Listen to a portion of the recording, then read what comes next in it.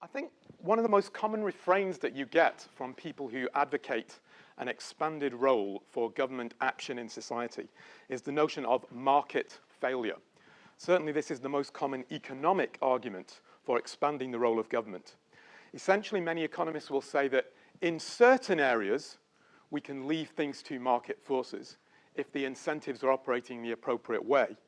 However, the claim is made, there are many areas where market forces simply do not operate effectively because certain important conditions are violated for that kind of effectiveness, and therefore we must have some kind of corrective government action to intervene in these situations of market failure.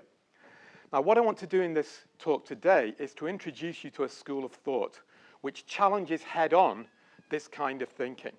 And the school of thought that I'm going to introduce you to is something known as public choice theory. The essential argument of public choice theory is that, yes, markets are highly imperfect institutions, but when we're thinking in policy terms, it's no use identifying the imperfections of markets and simply assuming, without any concrete argumentation, that some kind of system of government intervention will make matters better. The argument of public choice theory is that if you compare imperfect markets to imperfect governments, often even imperfect markets turn out to be the better option. And briefly in this talk today, I want to try to illustrate why public choice theory comes to this conclusion. I'll divide my remarks into three parts. I'll begin with a brief sketch looking at some background to the rise of public choice theory. The second part of my talk, I'm going to apply in two areas where market failures are identified, the area of externalities and collective goods and the area of asymmetric information, the public choice critique of the market failure perspective. Then in the third and final part of my talk, I'm going to look at the normative or policy conclusions that come out of this public choice analysis. There's a lot more to public choice theory than I'm going to be doing in this talk, but in the space of 20 minutes, there's only a certain amount that I can cover. I hope I'll be able to give you enough of a flavor of the kind of ideas that this school of thought draws upon. Okay, so first of all, some brief background information on public choice theory. Public choice theory is associated with a range of thinkers. Gordon Tullock would be one of them. James Buchanan would be another. Manke Olson would be a third thinker who's very closely associated with this tradition. Buchanan in 1986 won the Nobel Prize in Economics for his contributions to public choice theory. What is public choice theory? Well, it's basically a kind of rebuttal to the mainstream market failure argument that you get made in many conventional economics textbooks, mainstream neoclassical economic textbooks. These kind of books will argue along the following lines. In certain situations, markets can operate effectively. In markets, it's assumed people will be acting in their own individual self-interest.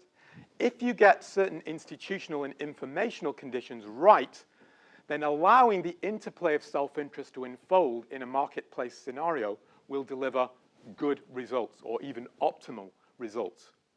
However, the argument is that there are certain institutional conditions where these beneficial market processes break down, and these are known as market failures. The assumption is then made that policy intervention is there to correct for these market failures, to bring about an optimum outcome which wouldn't have arisen if we'd have left things to the market, because we've identified these various market failures. Now, what does public choice theory argue is wrong with this view? Well, basically, the fundamental defect of this kind of reasoning that Buchanan identifies is that it's based on what he calls a bifurcated view of human action. This is the idea that mainstream economists, when they're thinking about people acting in the marketplace, assume that people are predominantly driven by their own individual self-interest. And therefore, we need to pay attention to the way in which incentives condition that self-interest. Are institutions structured in such a way that even if people are acting in a self-interested vein, it will lead to beneficial outcomes? That's what economists do when they look at markets.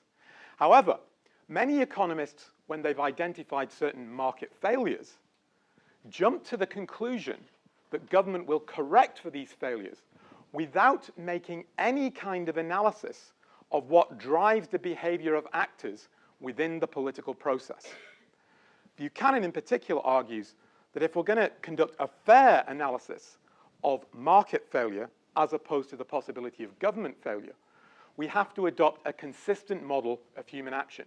We have to assume that, yes, people in markets are driven by self-interest, but also that when people engage politically in the democratic process, they are also driven by self-interest. So in the same way that we have to look in the way that market institutions condition the outcomes that result from self-interested behavior, we also have to look at the way that democratic institutions structure the outcomes that result from self-interested behavior. We can't simply assume that when people enter into the political process, they undergo the kind of economic equivalent of castration, that they become neutered agents whose only concern is to maximize the public good and public welfare. From a public choice viewpoint, this kind of argument is totally untenable. We have to recognize that politicians are going to be concerned about their own power, their prestige, their status, that voters, members of interest groups, people who participate in politics are going to be arguing things that benefit themselves as much as any putative public good.